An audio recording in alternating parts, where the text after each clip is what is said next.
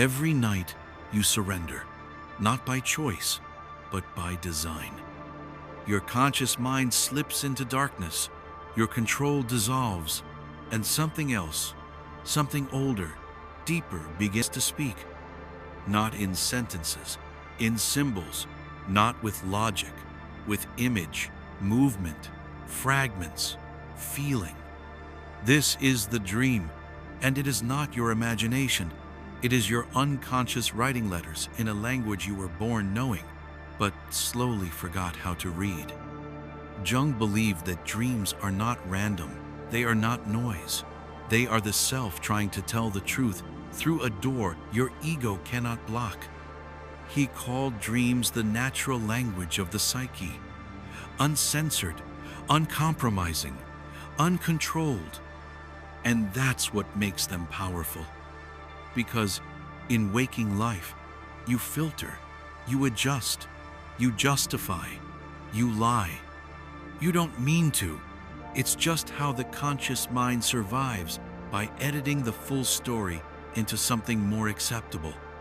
But dreams don't do that. Dreams aren't worried about politeness. They don't care about your image. They're not trying to protect your identity.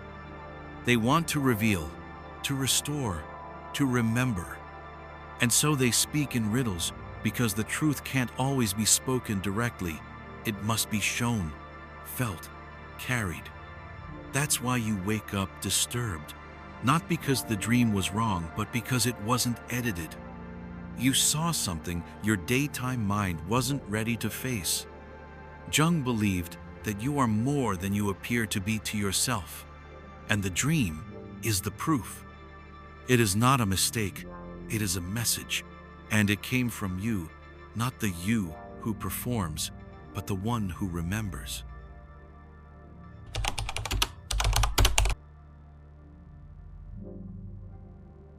The conscious mind speaks in words, the unconscious speaks in symbols.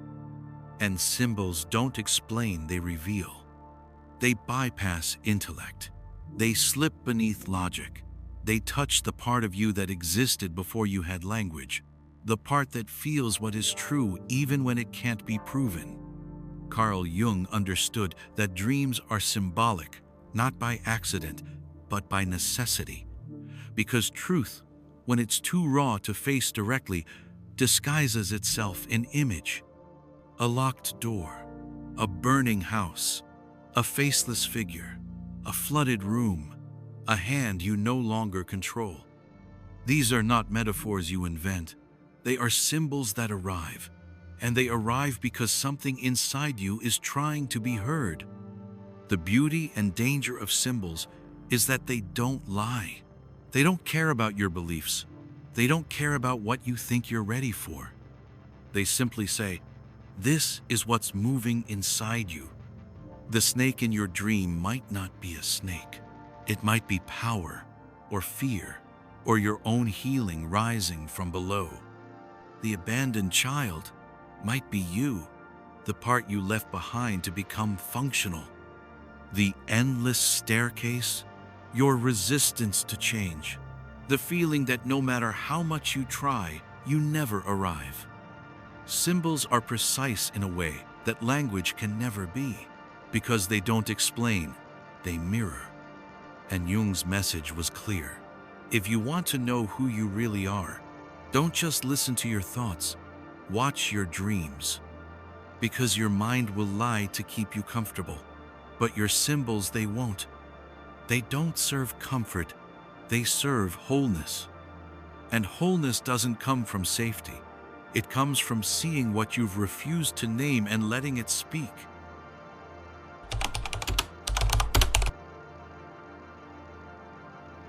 You wake from a dream and something feels off, not because it made no sense, but because deep down it did. Too much sense, just not the kind you're used to. Because dreams don't wait for your understanding.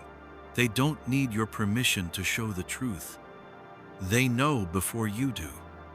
Jung believed that dreams are not fragments of fantasy. They are early warnings, signals from the unconscious. whispers from the parts of you that are watching everything you choose to ignore. He wrote, "The dream is a little hidden door in the innermost and most secret recesses of the soul. That door opens before you realize there's something behind it, before your conscious self is ready to see. Your ego is slow. It needs patterns, proof, explanations. But your dream doesn't. It sees the imbalance before it breaks, the fear before it speaks, the longing before it can be admitted. This is why people dream of the end before a breakup, why the body appears wounded before illness is diagnosed, why a stranger in your dream says something you've never said out loud but always known.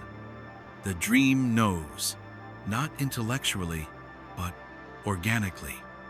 It's your intuition in motion, your deeper intelligence speaking in color, in movement, in images that make no sense until they do.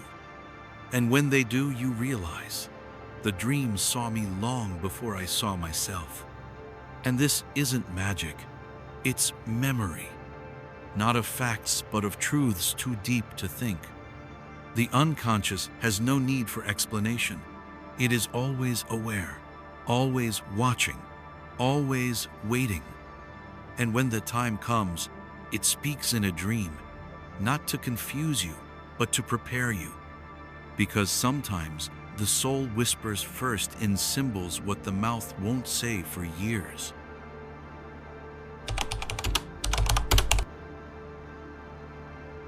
Your dream is not your fantasy. It's not what you want to see. It's what you've refused to see. Because dreams don't flatter you. They don't obey your image of who you are. They speak from the shadow, the place where everything you've hidden still lives. Carl Jung knew this well. He believed that the dream is the stage where the shadow enters freely. Because in the light of day, the shadow stays quiet, tamed, polished, dressed in roles. But at night, when the ego sleeps, the shadow returns to speak. And it doesn't speak gently. It arrives as the stranger chasing you through hallways, as the animal with your face, as the version of yourself that does what you won't admit you want, or fear, or repress. Not to shame you, but to reveal you. The shadow is not evil. It's everything you exiled, your anger, your sexuality, your wildness, your truth, your real power, before it was made palatable. And your dreams have no interest in keeping it locked away. They show you what you've hidden from others and from yourself. That's why dreams often disturb you, not because they're wrong, but because they're too honest. You see yourself hurting someone, failing, falling, acting without the mask you've learned to wear. And this is not a mistake, it's medicine. Because integration doesn't come from denial, it comes from recognition. And in dreams, you are recognized fully. Jung believed this is why the unconscious sends us symbols in darkness, because light alone cannot heal you, only wholeness can. And wholeness requires that you make peace with the parts of you you'd rather not see. And the dream, it sees all of them.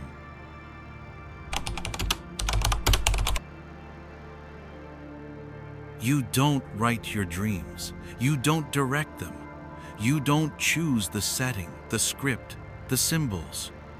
And yet, when you wake, you know they came from you. That's the paradox. Dreams are yours, but not under your control. Carl Jung believed this was the single most important clue to understanding the unconscious. You are not one single self. You are a system, a constellation, an inner ecology of competing truths, impulses, memories, fears, and symbols. The ego, your daytime self, is only one small part, the narrator, but not the whole story. And at night, when the narrator goes quiet, another voice takes over, older, wiser, darker, deeper. That voice does not ask for permission. It doesn't explain itself. It just shows you. And all you can do is witness. You become the one who watches as your unconscious unfolds a scene, familiar but strange, real but dreamlike, emotional yet symbolic, and that witnessing that silent watching of what your conscious self did not create is a sacred moment, because it reminds you there is more to you than you understand. You are not the full architect of your thoughts. You are not the final editor of your emotions. You are not the master of your soul. You are in dialogue with a deeper intelligence. And dreams are how that intelligence speaks when the ego steps aside. This is why Jung treated dreams not as puzzles to be solved, but as living expressions of the psyche in motion. He didn't say, "What does this mean?" He asked, "What is this dream asking of me?" Because dreams are not problems, they are mirrors. And when you stop trying to fix them and start witnessing them, they begin to unfold like stories you've been carrying for lifetimes. You are not the author. You are the witness, and that is enough.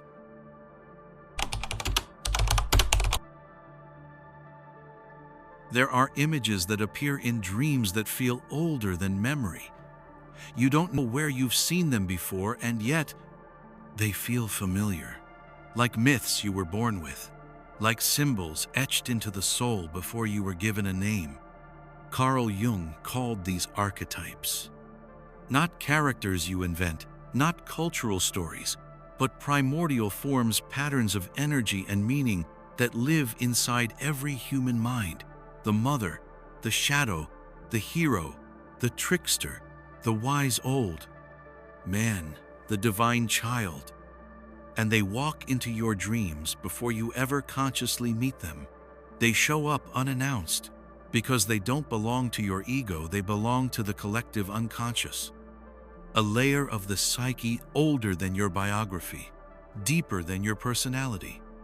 And in dreams, that layer speaks. You might dream of standing before a massive mountain, of diving into the ocean, of being chased by an animal you cannot name, of speaking with a stranger who knows you too well. These aren't random. They are archetypal encounters, moments where something universal breaks through the personal, to remind you, you are not just a person living a life, you are a soul playing a role in a much older story. Jung believed that dreams are the stage where archetypes enter our awareness, not to confuse us, but to initiate us, to guide, to challenge, to reveal the deeper structure of the path we are on, whether we know it or not. And here's the secret. The archetypes don't show up after you understand something. They come before, like lightning in the dark. They walk ahead of your insight and leave footprints in your dream. And if you trace those prints, if you follow the symbols you begin to see, you're not lost. You're being led. Not by something outside you, but by something ancient within you, ready to be remembered.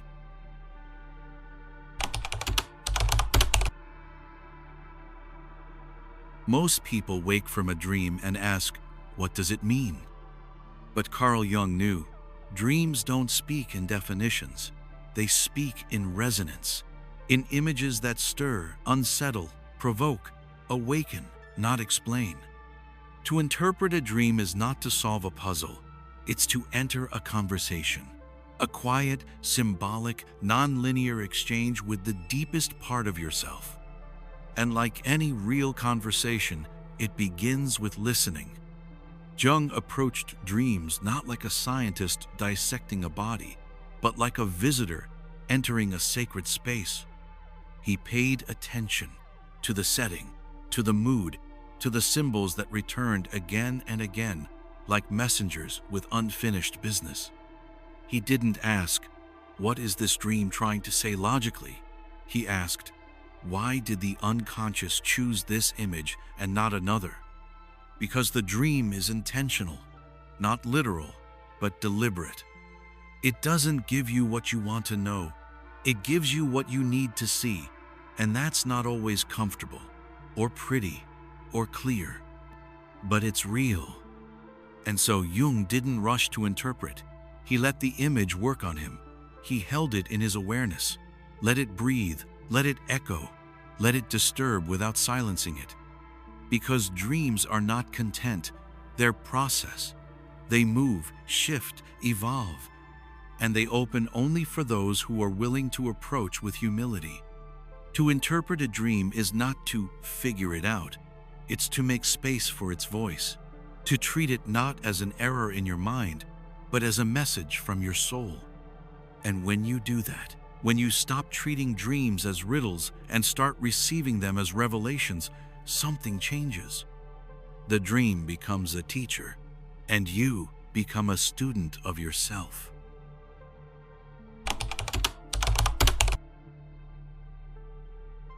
There is a part of you that never speaks in words. It doesn't argue, it doesn't shout, it doesn't need to win.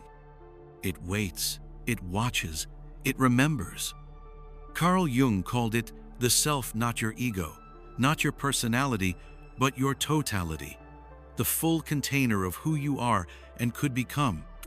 The self is wholeness, and it doesn't speak with facts. It speaks in symbols. Why?